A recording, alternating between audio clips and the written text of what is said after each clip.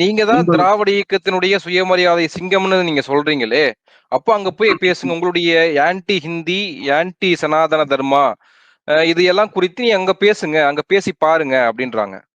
ஏன் இவ்வளவு பதட்டப்படுறாங்க? ஏன் சார் இவ்வளவு பதட்டப்படுறாங்க? இந்த களம் எதற்கான களம்? நாங்கள் ஒன்றும் முட்டாள்கள் அல்ல. கிடைத்த மேடையில் ஏறி கிடைத்த கருத்துக்களை எல்லாம் பேசுவதற்கு எங்களுக்கென்று ஒரு பார்வை இருக்கிறது, எங்களுக்கென்று ஒரு தொலைநோக்கு சிந்தனை இருக்கிறது. எந்த இடத்தில் எதை பேச வேண்டுமோ அதை பேசுவோம். இந்த களம் சனாதன எதிர்ப்பு களமா? இந்திய எதிர்ப்பு களமா? இல்லை. ஜனநாயகம் பாழ்பட்டு போயிருக்கிறது. ஜனநாயகத்தினுடைய கடைசி மூச்சு அடங்குவதற்கான நேரம் நெருங்கிவிட்டது. அதற்கு காரணகர்த்தாவாக தேர்தல் ஆணையம் அமைந்து விட்டது.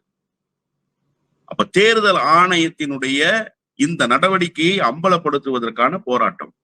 அந்த போராட்டத்தில் எத்தகைய கருத்தை முன்வைக்க வேண்டுமோ அந்த கருத்தை முன்வைத்து இன்றைக்கு முதலமைச்சர் இந்த பயணத்தில் பேசி இருக்கிறார்.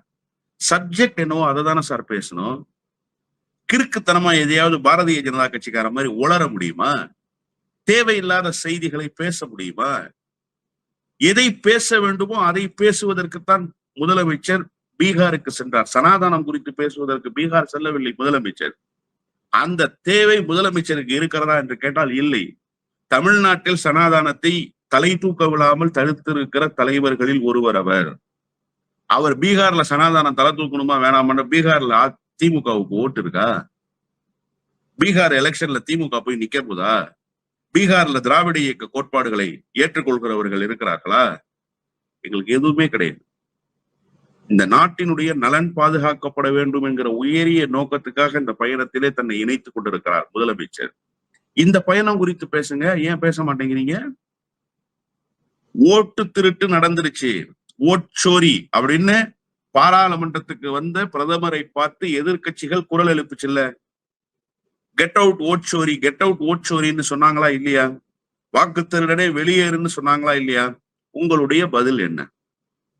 பீகார்ல இருக்கிற பாஜக காரன் இதை ட்ரெண்ட் பண்றான்ல, நான் என்ன கேட்கிறேன், ஏண்டா அயோக்கிய பசங்களா, உங்களுடைய கூட்டணி ஆட்சி தானே.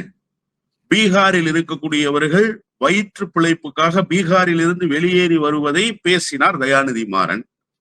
அவ்வளவு மானம், ரோசம், சூடு, சொரண இருந்தா பீகாரிகளுக்கான வாழ்வியலை அங்கேயே சரி செய்து கொடுங்கடா. அங்கேயே வச்சுக்கோங்க உங்க ஊருக்காரனை, இங்க அனுப்பாதீங்க. ஏன் வயிற்று பிழைப்புக்கு எங்களை தேடி வர்றான்?